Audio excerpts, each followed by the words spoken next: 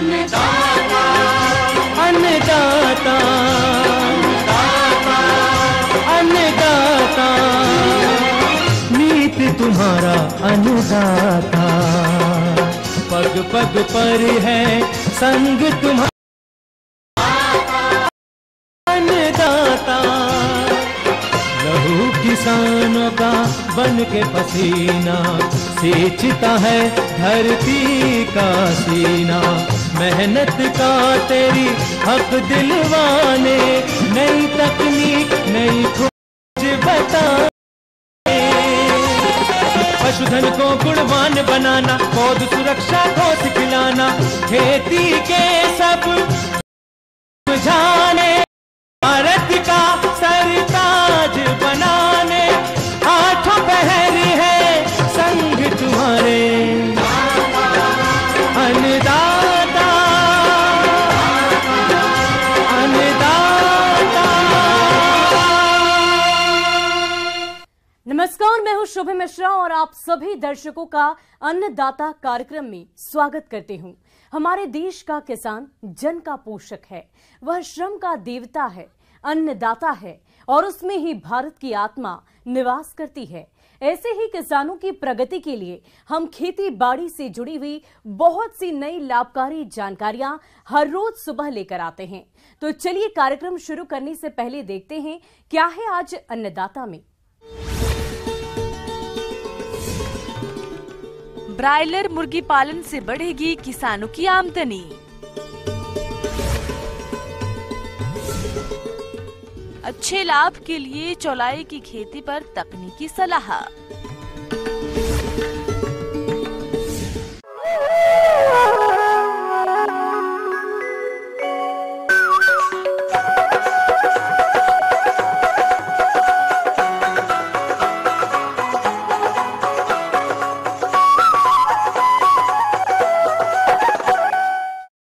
आज भारत में broiler farming एक सुविकसित व्यवसाय के रूप में उभर कर सामने आ रहा है। ब्रायलर मुर्गी पालन कम समय में अधिक आय देने वाला व्यवसाय है, जिसे छोटे किसान भी आसानी से कर सकते हैं। ब्रायलर मुर्गी पालन मांस के लिए किया जाता है, जिसकी मांग बाजार में हमेशा ही रहती है। अगर आप भी ब्रायलर मुर्गी पालन करना चाहते हैं तो किन किन बातों का खास ध्यान रखें, जानते हैं कृषि विज्ञान केंद्र सबौर, जिला भागलपुर के पशु वैज्ञानिक डॉक्टर जिया उल हुदा से।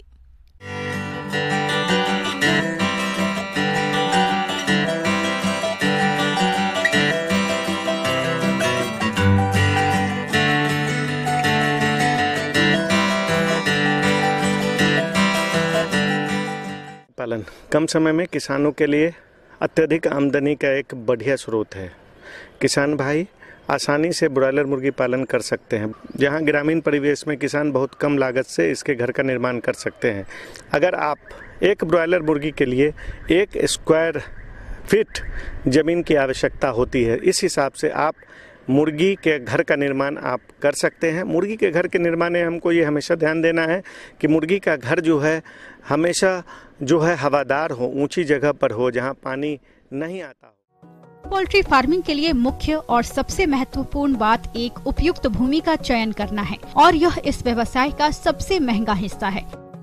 व्यावसायिक मुर्गी पालन के लिए यदि आपके पास अपनी खुद की भूमि है तो बेहतर रहता है। भूमि का क्षेत्र पक्षियों की संख्या पर निर्भर करता है। पोल्ट्री फार्मिंग के लिए जगह चुनते समय कुछ बातों का खास ध्यान रखें। मसलन ग्रामीण क्षेत्रों में पोल्ट्री फार्मिंग करें, क्योंकि ग्रामीण क्षेत्रों में भूमि और श्रम अपेक्षाकृत सस्ते हैं। कोशिश करें कि जगह प्रदूषण मुक्त हो, साथ ही चयनित स्थान पर पर्याप्त मात्रा में ताजे और साफ पानी का स्रोत हो। इतना ही नहीं, उस स्थान से शहर में परिवहन व्यवस्था पर भी ध्यान दें और अगर आपके द्वारा चुने गए स्थान के पास ही मार्केट हो तो काफी अच्छा रहेगा। इससे आपका परिवहन का व्यय काफी हद तक बच जाएगा। ब्रॉयलर मुर्गी पालन मुख्य रूप से हम एक विधि से करते हैं जिसको हम लोग कहते हैं डीप लीटर सिस्टम। इसमें लीटर के मतलब होता है या तो आप लकड़ी का बुरादा इस्तेमाल करते हो या धान की खुली इस्तेमाल करते हो, जो आपको सुविधा हो। बेडिंग मटेरियल के रूप में, बिछावन के रूप में आप उसको इस्तेमाल करें। दूसरी जो सबसे महत्वपूर्ण बात है कि इसमें मुर्गी के चूज़ों का चयन। तो अभी कॉप 430 और कॉप 400 किसानों के बीच में काफ़ी अच्छा कर रही है। इसमें जो सबसे बड़ी बात है कि प्रारंभिक अवस्था में ब्रॉयलर मुर्गी के चूजे का देखभाल, अभी तो ध्यान में ये रखना है कि कभी भी हम जब बच्चा लाते हैं तो उससे पहले हम ब्रूडर रूम का तैयारी कर लेंगे। ब्रूडर रूम की तैयारी में हमें करना है कि कम जगह में मुर्गी के बच्चे को रखना है और उसमें तापमान जो है 37 डिग्री सेंटीग्रेड के आसपास होना चाहिए। ब्रूडर रूम में आप लाइट की व्यवस्था कर लें, अगर गंदा रूम है तो उसमें चूने की पुताई कर लें। इस तरह से आप बिल्कुल इंसेक्ट्स, लार्वा जो मॉस्किटोज़ के होते हैं, ये सब चीज़ें कर लेने से वो सब मर जाते हैं और आपके रूम एक स्वच्छ रूम बन जाता है। उसके उपरांत आप क्या करें कि लकड़ी के बुरादे के ऊपर बच्चा आने से पहले आप एक पेपर शीट डाल दें, क्योंकि जब बच्चा छोटा होता है वो लगभग 36 से 72 घंटे देर से आपके पास पहुंचता है, वो काफ़ी भूखा होता है और सीधे आप लकड़ी के बुरादे पर आप उसको रख देंगे तो वो मुंह से खा लेगा, उसका नाक मुंह चौक कर जाएगा और इस संख्या में बच्चे मर जाते हैं। इससे बचाव के लिए आप लकड़ी के बुरादे के ऊपर पेपर बिछा दें। उसके उपरांत अभी अब मौसम थोड़ा गर्म हो रहा है तो अच्छा होगा कि थोड़ा सा गुड़ और पानी का घोल बना करके पहले से उसमें रखें और उसके बाद बारी बारी से बच्चे को उसमें प्रवेश करने दें। आमतौर पर मुर्गियों से ज्यादा उत्पादन प्राप्त करने के लिए उन्हें उचित देखभाल और प्रबंधन की जरूरत होती है। इसके लिए वेंटिलेशन सिस्टम और तापमान प्रबंधन सही तरीके से करनी चाहिए और सही वेंटिलेशन के लिए बड़े आकार की खिड़कियां या दरवाजे बनवा सकते हैं, जिन्हें आवश्यकता पड़ने पर खोला जा सके। उसके बाद आप दली हुई मकई, पीली मकई सिर्फ आप पेपर पर भी बिछा सकते हैं या फिर जो मुर्गी का दाना देने का फीडर होता है उसमें रख सकते हैं, जो आपको सुविधा हो। साधारणतः हम लोग करते हैं कि पेपर पर ही छीट देते हैं। पहले दिन सिर्फ आप मकई का दर्रा दें। उसके बाद मार्केट में प्री स्टार्टर और स्टार्टर 2 किस्म के दाने आते हैं।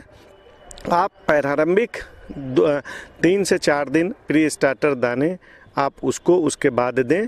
दूसरे दिन अगर आपकी पेपर जो आपने बिछाया गीला हो गया है तो आप उसको हटा के, पहले दिन भी गीला हो गया तो उसको हटा दें, अगर दूसरे दिन भी गीला है तो उसको हटा दें। उसके बाद उस पेपर की आवश्यकता नहीं है, पेपर को हटा दें। आप अपने स्थानीय बाजार से आहार खरीद सकते हैं या अपने घर पर फीड बना सकते हैं। आहार में प्रोटीन और खनिज लेयर मुर्गियों के लिए बहुत आवश्यक है। जन्म के बाद 2 सप्ताह तक उन्हें कम से कम 2% कैल्शियम दें और बाद में 8 सप्ताह तक स्टार्टर फीड खिलाएं। फिर 18 सप्ताह के होने तक उन्हें दिन में 2 या 3 बार आहार दें। उनकी उम्र और वजन के अनुसार पोल्ट्री दाना मिश्रण दें और मुर्गियों की मांग के अनुसार पर्याप्त पानी उपलब्ध कराएं। दूसरा जो सबसे बड़ी बात है कि आप कोशिश करिएगा कि जब गर्मियां, ब्रॉयलर में खास करके जब गर्मियां बहुत होती है तो दिन में मुर्गियों को खाने में बड़ी दिक्कत होती है और कंजम्पशन उसका घट जाता है। तो आप क्या करें कि जब अंधेरा हो जाता है या अर्ली मॉर्निंग में उसकी फीडिंग की व्यवस्था करें, जब सामान्य तापमान रहता है उस समय, और फ्रेश वाटर हमेशा इस्तेमाल करें तो आपको उसमें कोई दिक्कत नहीं होगी। और अत्यधिक गर्म के समय में आप अगर बड़े पालन पर ब्रॉयलर फार्मिंग कर रहे हैं तो ऊपर आप झरना लगा सकते हैं।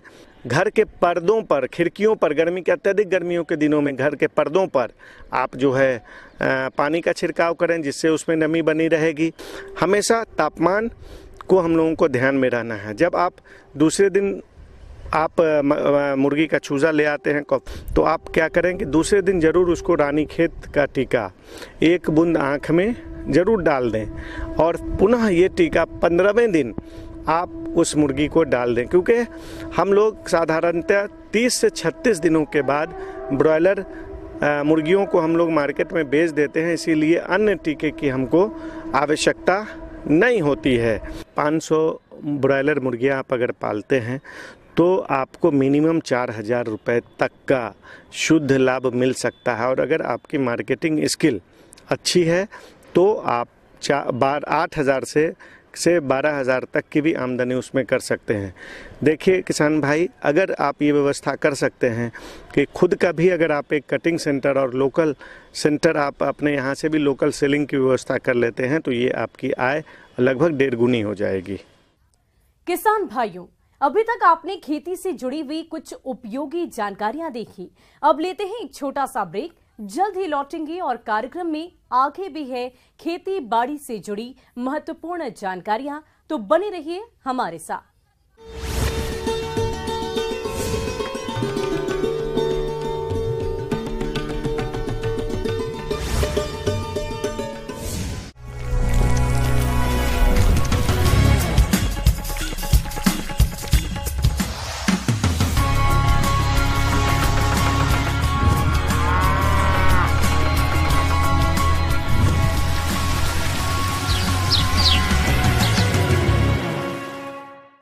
और ब्रेक के बाद आप सभी दर्शकों का अन्नदाता में स्वागत है।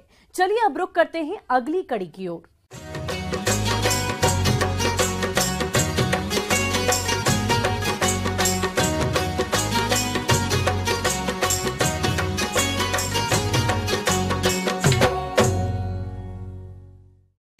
चौलाई, जिसे किसान लाल शाक भी कहते हैं, इसकी खेती भारत में लगभग सभी स्थानों पर की जा सकती है।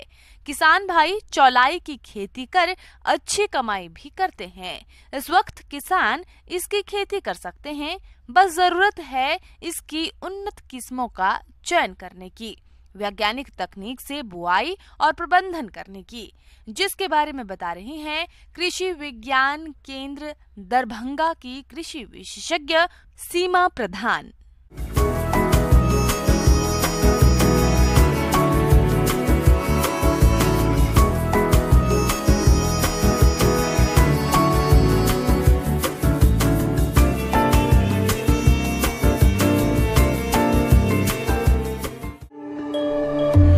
चौलाई पत्तियों वाली सब्जियों की प्रमुख फसलों में से एक है।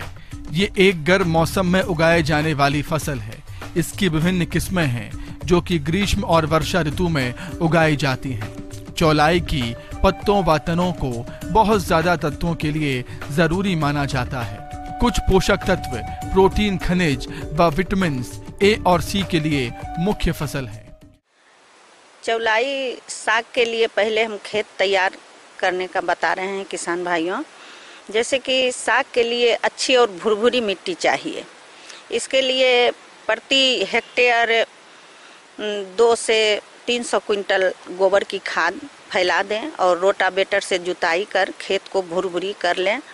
और उसके बाद जब किसान भाइयों को लगे कि मेरा खेत ऊपर नीचे है तो अपने हिसाब से उसको समतल बना लें। और जहाँ तक बात है इसके बुआई का समय, तो मार्च से लेकर सितंबर तक इसका फेवरेबल महीना होता है। इस महीने के अंदर आप किसी भी समय आप खेत में डाल सकते हैं। चौलाई की खेती लगभग सभी प्रकार के वातावरण में की जा सकती है। रेतीली दोमट मिट्टी से दोमट व चिकनी दोमट भूमि जिसका पीएच मान 5 से 7 के बीच इसकी खेती के लिए उपयुक्त होती है। जल जमाव वाले खेत में चौलाई की खेती नहीं करें। साथ ही खेत में जल निकास की सही व्यवस्था करें। बात करें रासायनिक उर्वरक की, तो प्रति हेक्टेयर नेत्रजन 40 किलो और कैल्शियम 80 किलो और पोटास 60 कीजिए। जिस समय आप खेत का बुआई करते हैं उस समय अच्छी तरह से मिला लें। हम बात करें प्रभेद की, तो पूसा किरण और पूसा लाल चौलाई के नाम से जाना जाता है। और जो C1 और CO2, CO3 जो है ये कोयम्बटूर की वैरायटी है। और लोकल प्रभेद भी मिलते हैं जिनको किसान भाई अपने उपयोग में कर सकते हैं, खेत में डाल सकते हैं। इसके अलावा चौलाई की अन्य किस्में भी है, जैसे अन्नपूर्णा दुर्गा, सुवर्णा, PRA1, PRA2 आदि। बुवाई के लिए प्रति हेक्टेयर के हिसाब से 2 से 2.5 किलोग्राम बीज पर्याप्त होता है। बुवाई से पहले बीजों को फफूंदनाशक दवा से उपाचरित बुवाई करें। बीजों को रेत या मिट्टी में मिलाकर 45 सेंटीमीटर पर कतार बनाकर बुवाई करें। और बहुत से किसान भाई जो हैं वो जो लाल चौलाई साग है उसका छिड़काव छिटुआ विधि से करते हैं। इससे सीड का बर्बादी होता है। इसके लिए किसान भाइयों को करना है क्या, जो कि 25 से 30 सेंटीमीटर की दूरी पर क्यारी बना ले और बीज में थोड़ा सा मिट्टी या बालू मिलाकर छिड़काव करें। इससे होता है क्या, जो पौधे की दूरी जो होती है सो 4 से 5 सेंटीमीटर बन जाती है। इससे पौधे स्वस्थ और अच्छे दिखाई देते हैं। उसके बाद अगर किसान भाइयों को ये लगे कि इसमें पर्याप्त नमी नहीं है बुआई के समय, तो किसान भाइयों के लिए है कि जब तक अच्छी सीड का जर्मिनेशन नहीं होगा तो अच्छे फसल की कामना नहीं कर सकते हैं। इसलिए बुआई के समय ध्यान दें कि सिंचाई अगर खेत में नहीं है, नमी कम है, तो उसको हल्का सिंचाई कर दें। और उसके बाद जब 15 से 20 दिन का पौधा होता है तो उसमें अपने उसमें समय पर पानी देते रहें। चौलाई फसल की अच्छी पैदावार के लिए खरपतवार नियंत्रण पर सबसे ज्यादा ध्यान दें। दरअसल खरपतवार में पाए जाने वाले कीड़े इसकी पत्तियों को अधिक नुकसान पहुंचाते हैं, जिससे इसकी गुणवत्ता और पैदावार में कमी आती है। इसके लिए बुआई के करीब 10 से 12 दिन बाद खेत में हल्की गुड़ाई कर दें। इसके बाद दूसरी गुड़ाई 40 दिन बाद करें। गुड़ाई करने के दौरान चौलाई के पत्तों की जड़ों पर हल्की मिट्टी चढ़ा देनी चाहिए। और ध्यान रहे कि जो किसान भाइयों को अगर चौलाई के साग के खेत से अगर दोबारा फसल लेना है, तब उसको 1.5 से 2 महीने के अंदर आप उसमें से जड़ से उखाड़ लें। और जो किसान भाइयों को अगर दोबारा फसल उसमें नहीं लेनी हो, तो उसमें कम से कम 2 से 3 बार आप फसल काट सकते हैं। इसलिए इसके लिए साधारण सरल भाषा है कि जहाँ से वो गांठ निकलती है साग की, वहाँ से आप तोड़ लें और उसको मार्केट में भेज दें। यानी कि सरल भाषा में कहा जाए तो जहाँ से अगर साग तोड़ते हैं तो वहाँ से खट से टूट जाए, वहाँ से तोड़ लें और इस तरह से आप 2 से 3 बार उसमें फसल ले सकते हैं। उसके बाद अगर सीड बनाना चाहते हैं किसान भाइयों, तो उसको उसी तरह खेत में छोड़ दें।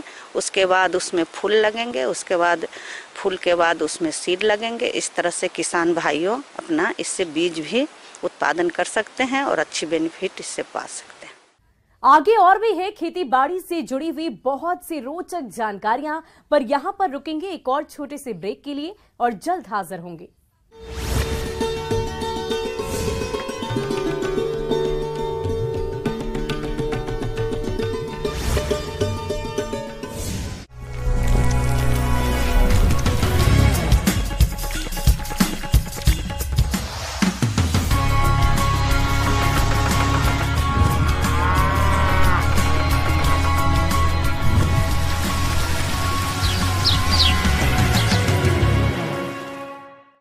और ब्रेक के बाद एक बार फिर से आप सभी दर्शकों का अन्नदाता कार्यक्रम में स्वागत है। बढ़ते हैं अगली प्रस्तुति की ओर।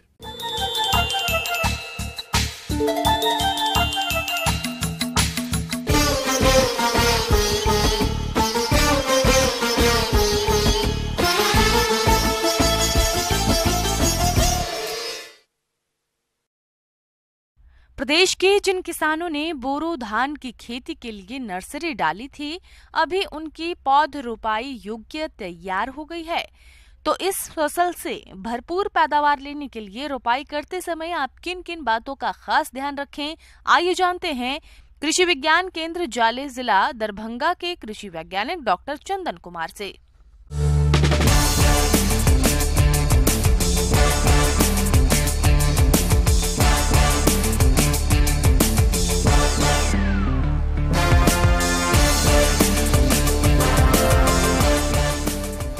जिन किसान भाइयों ने बोरो राइस का जो है सो बिचड़ा गिरा रखा है, उनका बिचड़ा लगभग 60 दिनों का हो गया, वो जो है सो 15 जनवरी से अपना जो है सो रोपाई कर सकते हैं। बिचड़ा को उखाड़ने से पहले जो है बिचड़ा में अच्छी तरह से पानी पटा दे, क्योंकि उसका जो जड़ है उसकी टूटने की संभावना रहती है।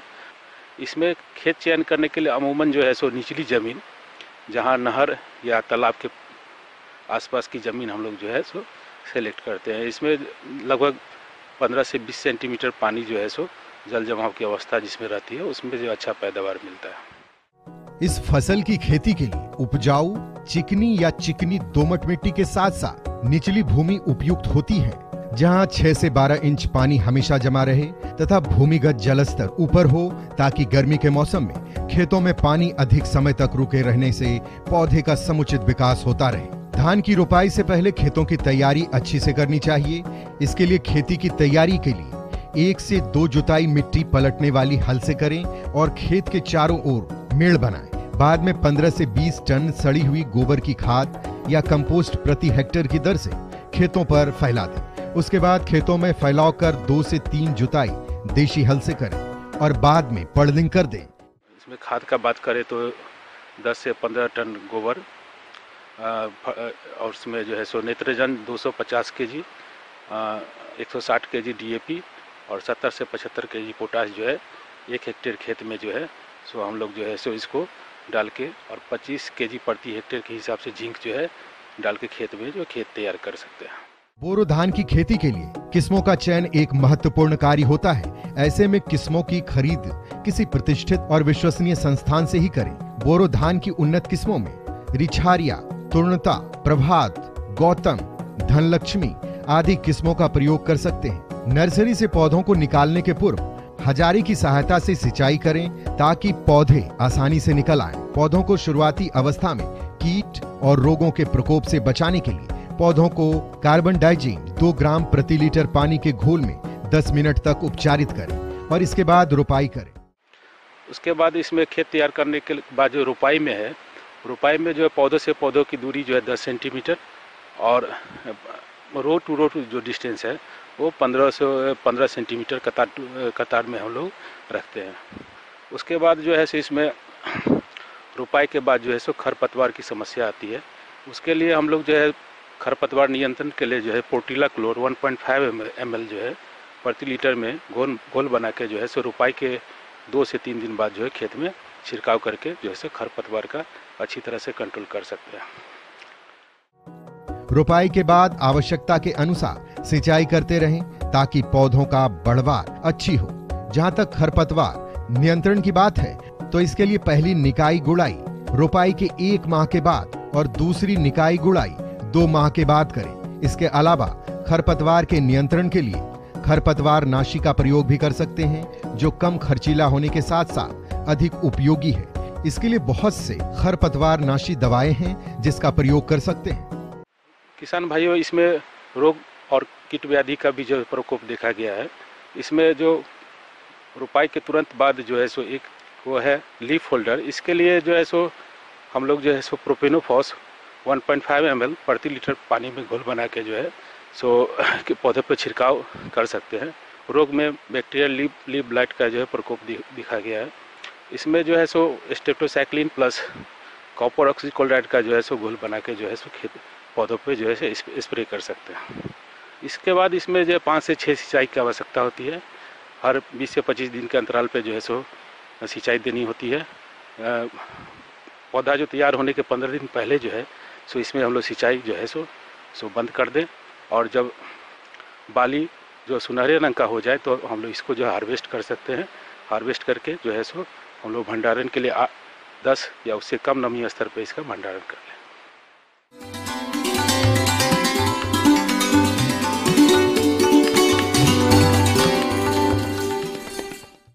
अन्नदाता हेल्पलाइन निशुल्क फोन संपर्क सेवा के माध्यम से आपके द्वारा पूछे गए प्रश्नों में से 1 या 2 महत्वपूर्ण प्रश्न को हम अपने कार्यक्रम में शामिल करते हैं और इसी के तहत आज किसान का सवाल और उसका जवाब कुछ इस प्रकार है।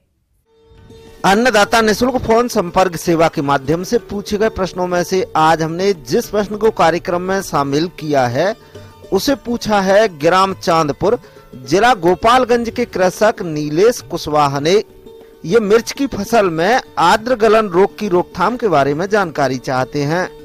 तो नीलेश कुशवाहा जी, आपकी जानकारी के लिए प्रस्तुत है कार्यक्रम का ये अंश।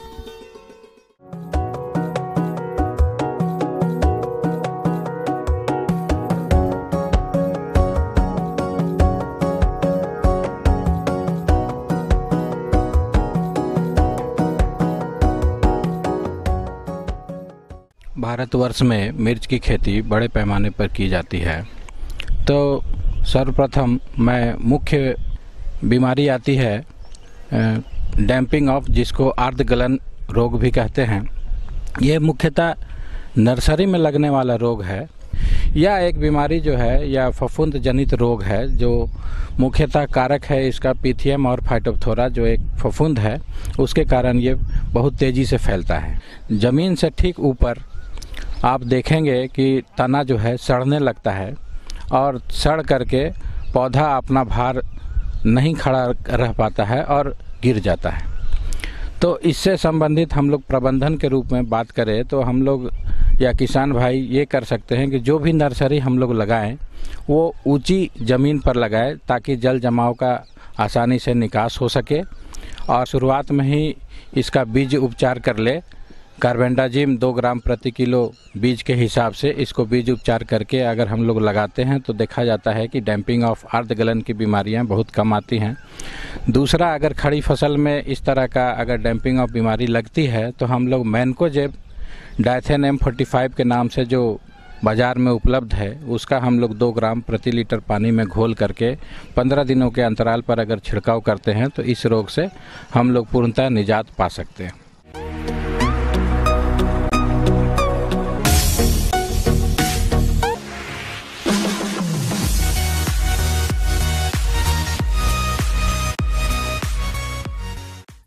और आइए अब एक नजर डालते हैं राज्य की कुछ चुनी हुई मंडियों के प्रमुख फसलों के बाजार भाव पर।